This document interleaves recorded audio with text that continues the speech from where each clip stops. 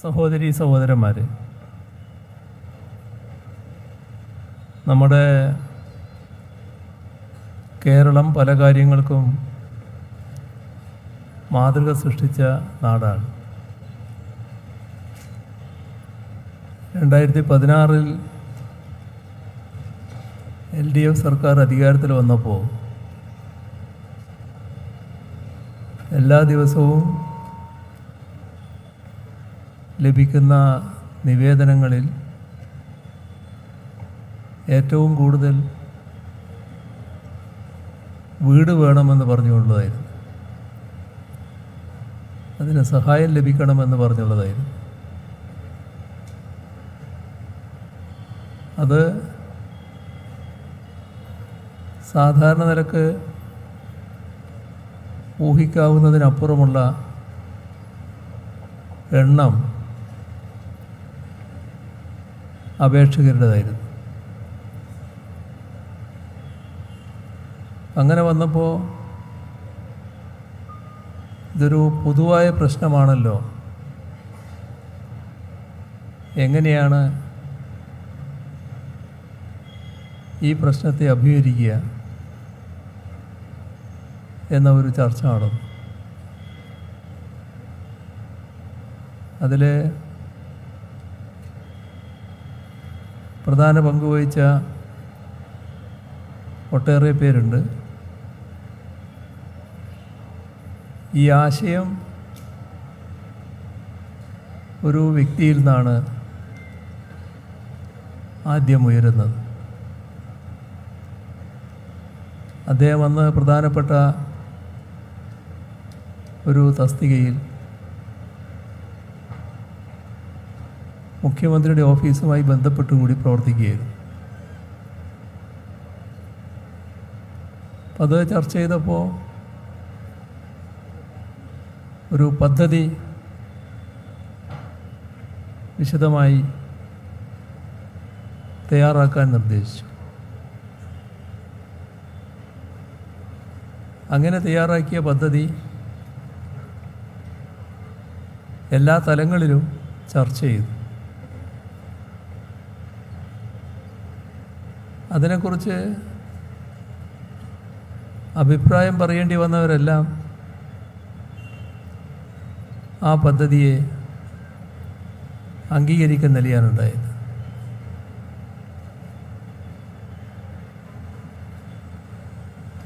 അത്തരത്തിൽ ഒരു പദ്ധതി തീരുമാനിക്കുന്നതിന് മുൻപ് കേന്ദ്ര ഗവൺമെൻറ്റിൽ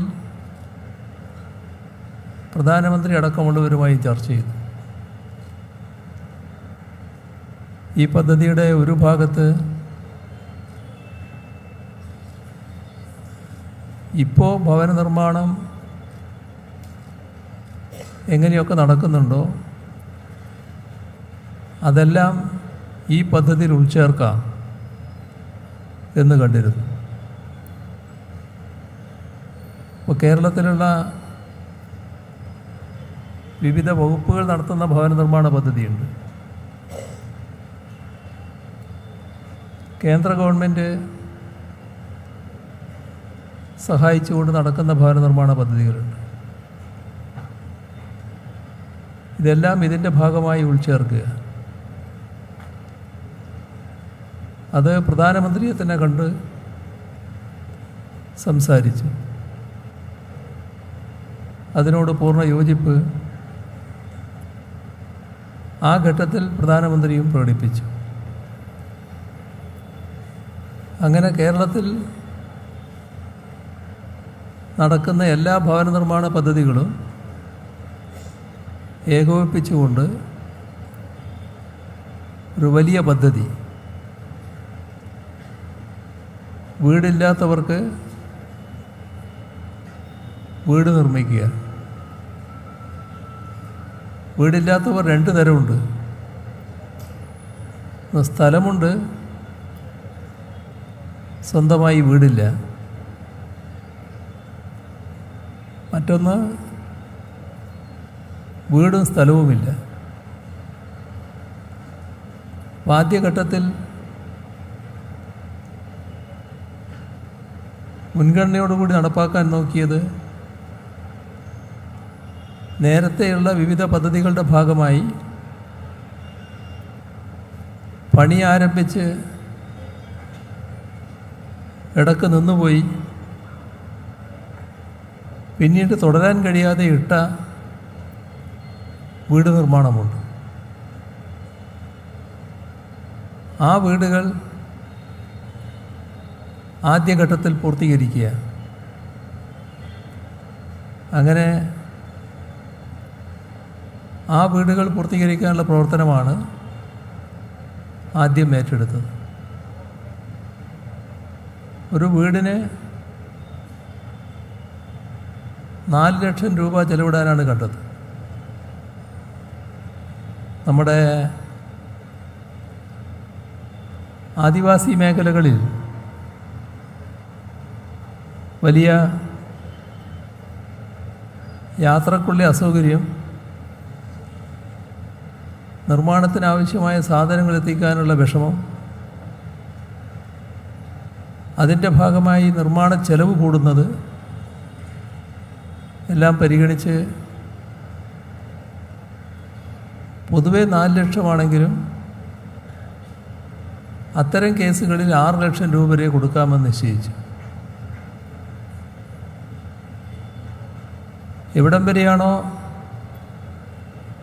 പണി തീർന്നത് അതിനപ്പുറത്തുള്ള പണി പൂർത്തിയാക്കാൻ ലൈഫ് പദ്ധതിയുടെ ഭാഗമായി ഓരോ ഘട്ടത്തിൽ നിശ്ചയിച്ചിട്ടുള്ള പണമുണ്ട്. ആ ബാക്കി നിർമ്മിക്കുന്നതിനാവശ്യമായ പണം നൽകുന്ന നിലയാണ് അക്കാര്യത്തിൽ സ്വീകരിച്ചത്.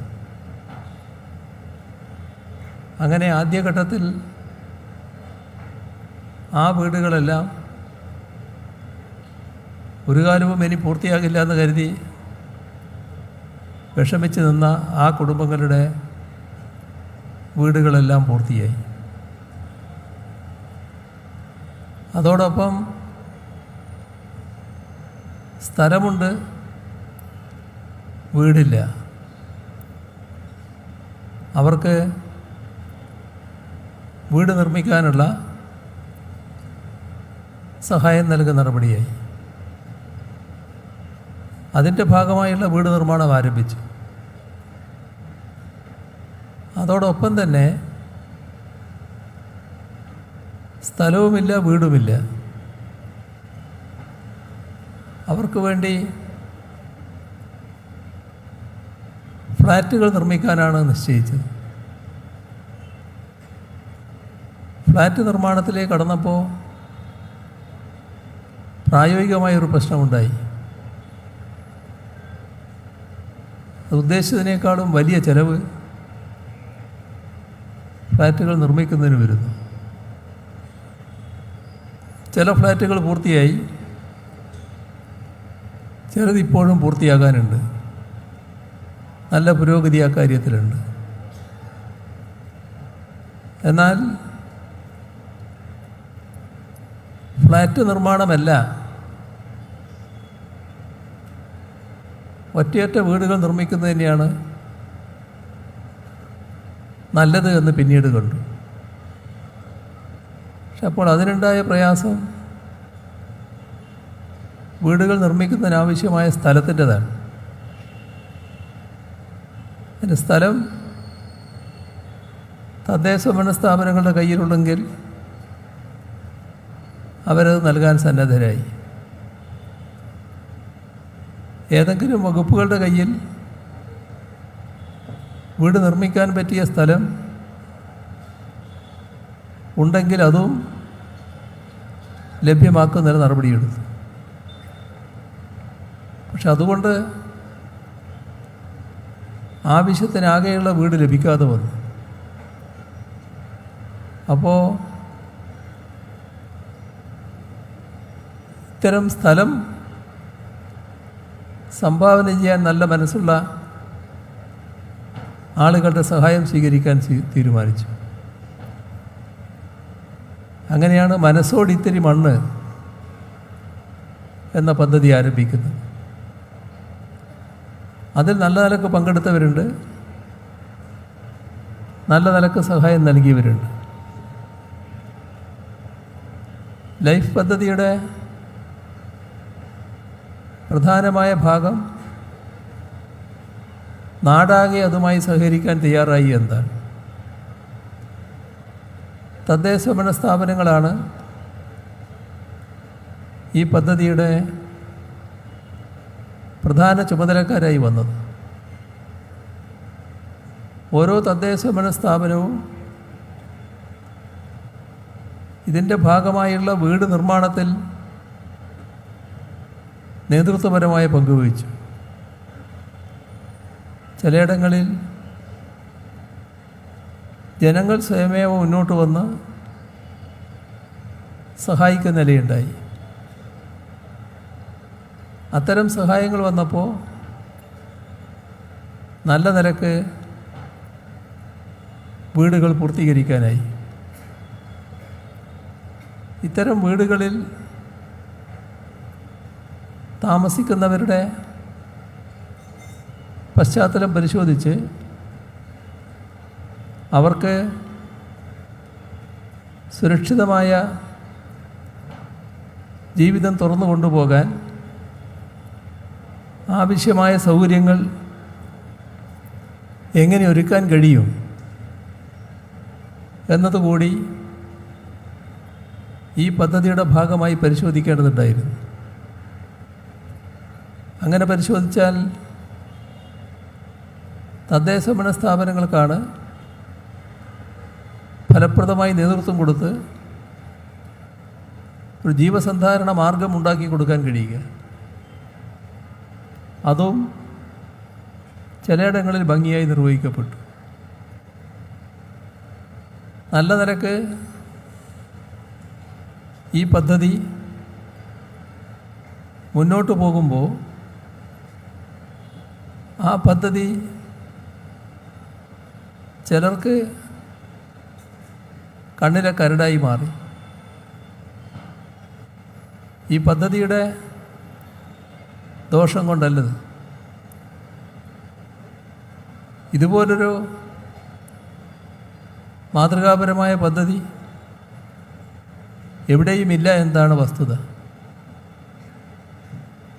ഏതെങ്കിലും ഒരു സംസ്ഥാനം ഇതുപോലൊരു പദ്ധതിയുടെ ഭാഗമായി 5 ലക്ഷം വീട് പൂർത്തീകരിച്ചു എന്ന് പറയാനേ കഴിയില്ല. 4 ലക്ഷം രൂപ ചെലവിട്ട് നല്ലൊരു കോൺക്രീറ്റ് വീട്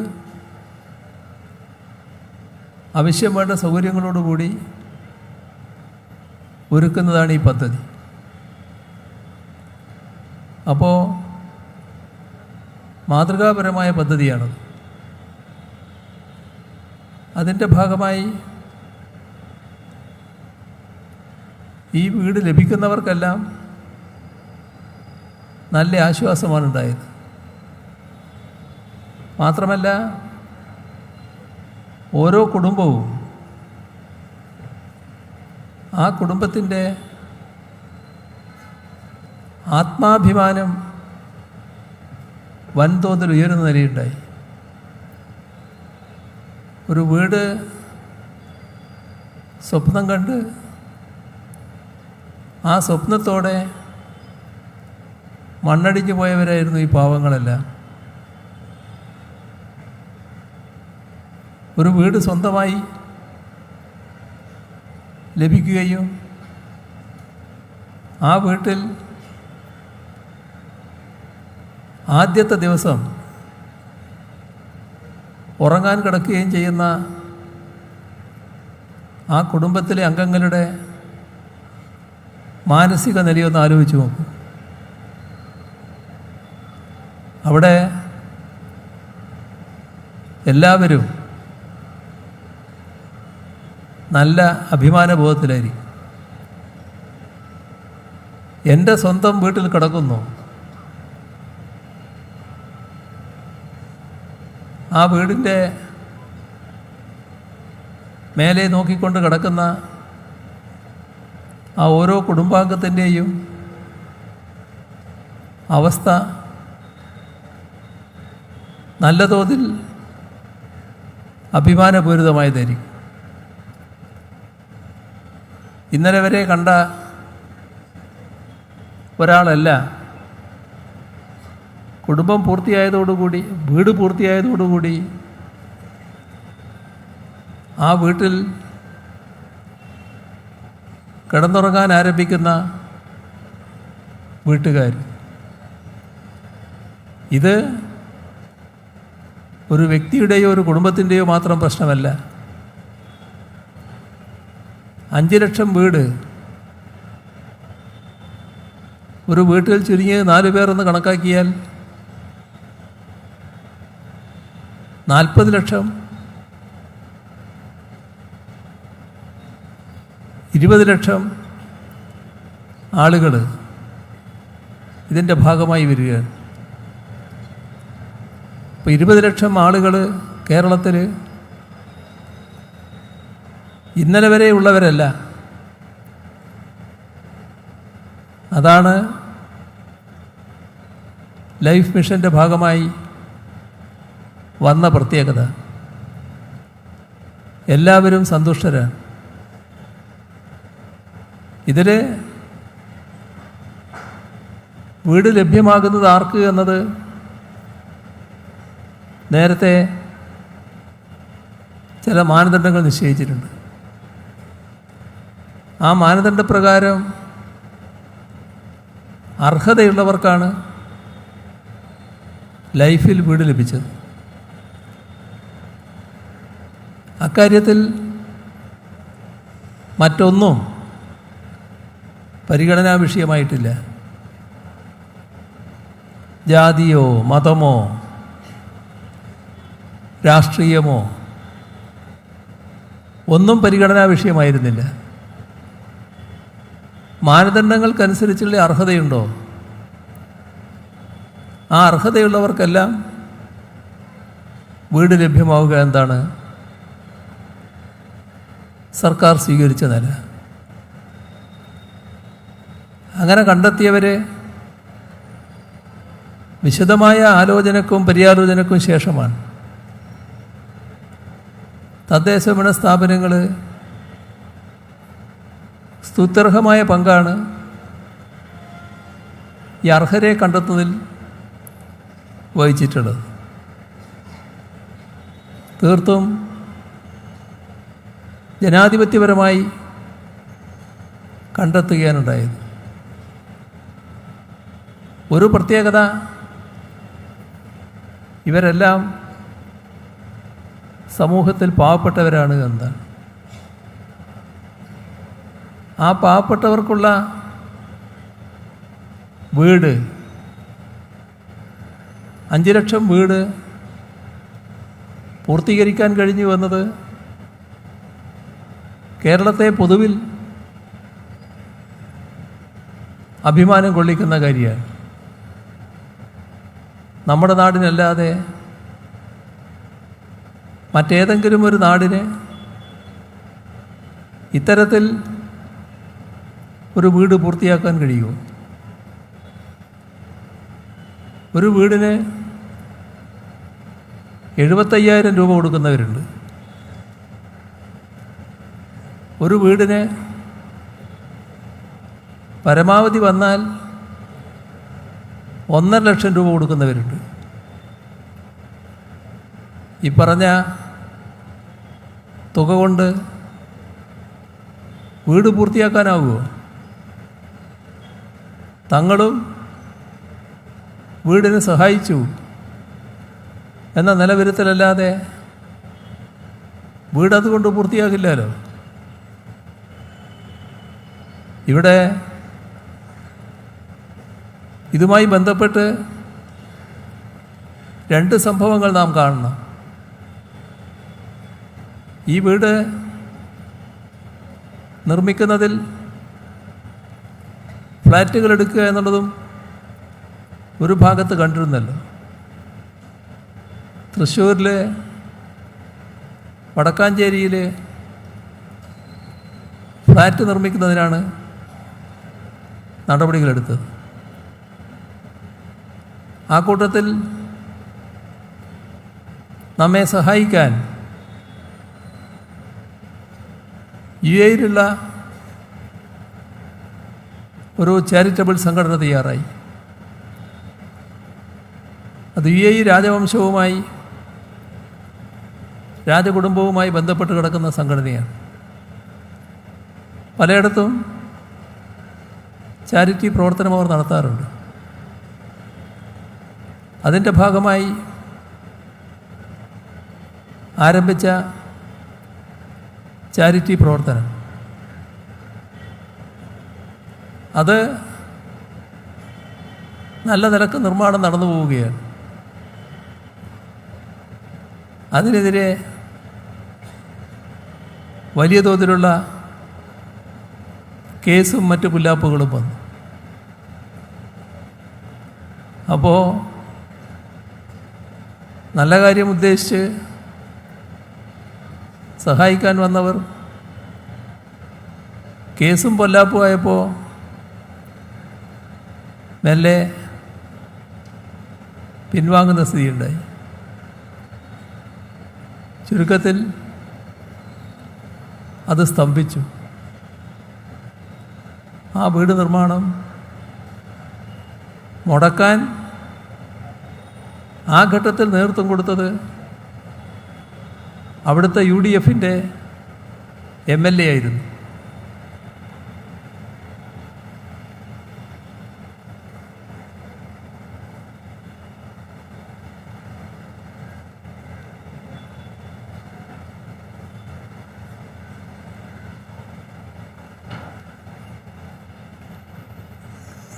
അടുത്ത തെരഞ്ഞെടുപ്പ് വന്നപ്പോൾ ആ MLA ജനങ്ങൾ കൈയൊഴിഞ്ഞു. പക്ഷേ ആ വീട് നിർമ്മാണം, ഫ്ലാറ്റ് നിർമ്മാണം പലവിധ ഊരാക്കുടുക്കിൽ കിടന്നുടലുകയാണ്. ആ പാവങ്ങൾക്ക് വീട് തടയുന്ന നില. ഇതൊരു ഒറ്റപ്പെട്ട സംഭവമല്ല. 2021 നിയമസഭാ തെരഞ്ഞെടുപ്പ് വന്നപ്പോൾ ആ നിയമസഭാ തെരഞ്ഞെടുപ്പിൽ UDF ഒരു ഔദ്യോഗിക പ്രഖ്യാപനം നടത്തി. UDF-ൻ്റെ കൺവീനറാണ് പ്രഖ്യാപിച്ചത്. അദ്ദേഹം പ്രഖ്യാപിച്ചു, ഇവിടെ ഞങ്ങൾ അധികാരത്തിൽ വന്നാൽ ലൈഫ് മിഷൻ പൂർണ്ണമായി റദ്ദ് ചെയ്യും. എന്തൊരു ആശ്ചര്യമാണെന്ന് നോക്കണം. പാവങ്ങൾക്കുള്ള വീട് അത് പൂർണ്ണമായി നിഷേധിക്കും എന്നാണ് UDF പറഞ്ഞത്. വടക്കാഞ്ചേരി MLA-യോട് സ്വീകരിച്ച നിലപാട് തന്നെ UDF-നോടും ജനങ്ങൾ സ്വീകരിച്ചു എന്നുള്ളത് മറ്റൊരു കാര്യം. അവരെ തിരഞ്ഞെടുക്കപ്പെട്ടാലല്ലേ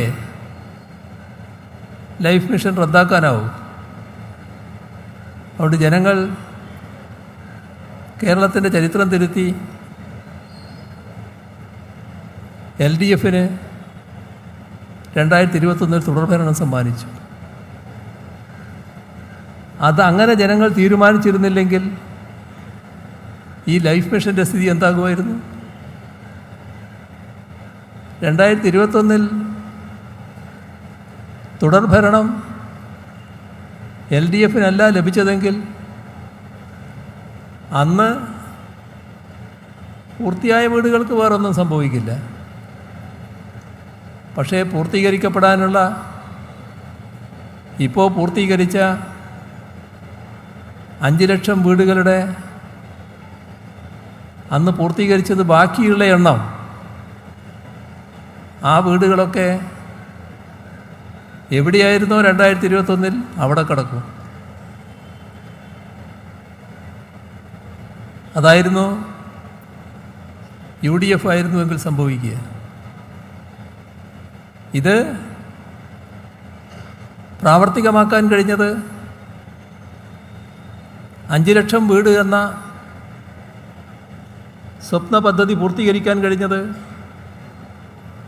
LDFനെ ജനങ്ങൾ വീണ്ടും അധികാരത്തിലെത്തിച്ചുകൊണ്ടാണ്. LDF അധികാരത്തിലുണ്ടായതുകൊണ്ടാണ്. ഇതോടൊപ്പം വേറൊരു നിർദ്ദേശം വന്നു. വളരെ ചെറിയ തുക, അതാണ് മൊത്തമായി എടുത്താൽ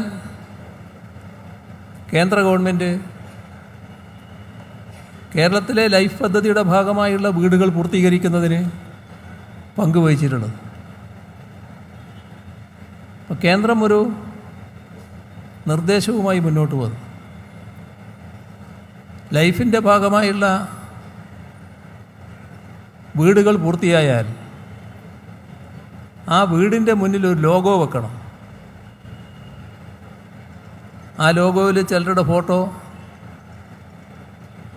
ചില കാര്യങ്ങൾ എഴുതി വെക്കൽ, ഇതൊക്കെയാണ് ഉദ്ദേശിച്ചത്.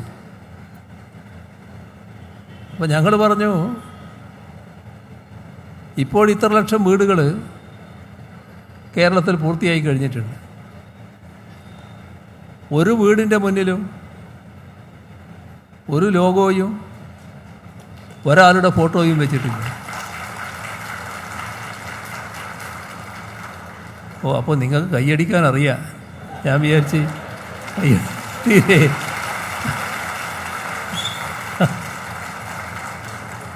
അങ്ങനെയുള്ള ഞങ്ങളുടെ നാട്ടിൽ ഈ വീടുകളിൽ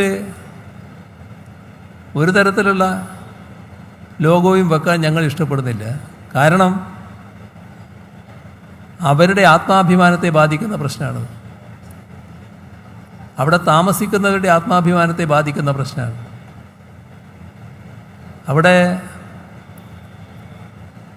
താമസിക്കുന്നവർ അവരുടെ സ്വന്തം വീട്ടിലാണ് താമസിക്കുന്നത്.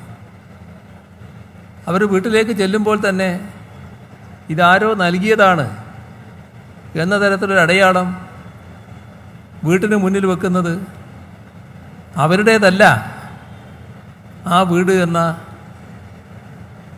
സന്ദേശമാണ് നൽകുക. ഞങ്ങളതിനില്ല. അത്തരമൊരു പദ്ധതിയുമായി യോജിക്കാനാവില്ല. അപ്പോൾ അവർ പറഞ്ഞു, ഇതൊരു പദ്ധതിയുടെ ഭാഗമാണ്, ഇത് വെക്കുന്നില്ലെങ്കിൽ ഞങ്ങൾ പണം തുറന്നു തന്നില്ല എന്ന് വരും. 75,000 രൂപ തന്നാൽ 3.25 ലക്ഷം രൂപ സംസ്ഥാനമാണ് വഹിക്കുന്നത്.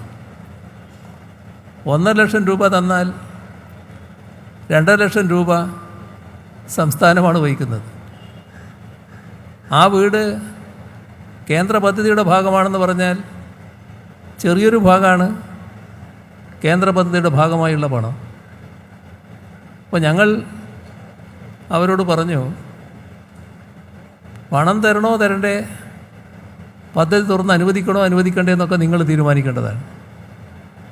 ഞങ്ങൾ ഇവിടെ താമസിക്കുന്നവരുടെ ആത്മാഭിമാനത്തെ വ്രണപ്പെടുത്താൻ തയ്യാറല്ല. അത് ഉറപ്പിച്ച് പറഞ്ഞതോടെ അവരുടെ സഹായം തൽക്കാലം നിലച്ചിരിക്കുകയാണ്. നമ്മൾ മുന്നോട്ട് പോയി ഇപ്പോൾ 5 ലക്ഷം വീട് പൂർത്തീകരിച്ചു. ഇതിൻ്റെ ഭാഗമായി കുറച്ച് വീടുകൾ കൂടി പൂർത്തീകരിക്കപ്പെടാനുണ്ട്. അത് പൂർത്തീകരിക്കാനുള്ള പ്രവർത്തനവും നീങ്ങിക്കൊണ്ടിരിക്കുകയാണ്. ഇതോടെ ഞങ്ങൾ ഈ പദ്ധതി ആകെ ഉപേക്ഷിക്കുകയല്ല ചെയ്യുക. ഇനിയും ഇതുപോലുള്ള നിരവധി പാവങ്ങൾ വീട് ആഗ്രഹിച്ച് നിൽക്കുന്നവരുണ്ട്. അവർക്കുള്ള വീട് നിർമ്മാണം എങ്ങനെ പൂർത്തീകരിക്കാനാകുമെന്നതിനെക്കുറിച്ച് ഗൗരവമായി ആലോചിക്കാൻ തയ്യാറാകുന്ന മുന്നണിയാണ് LDF.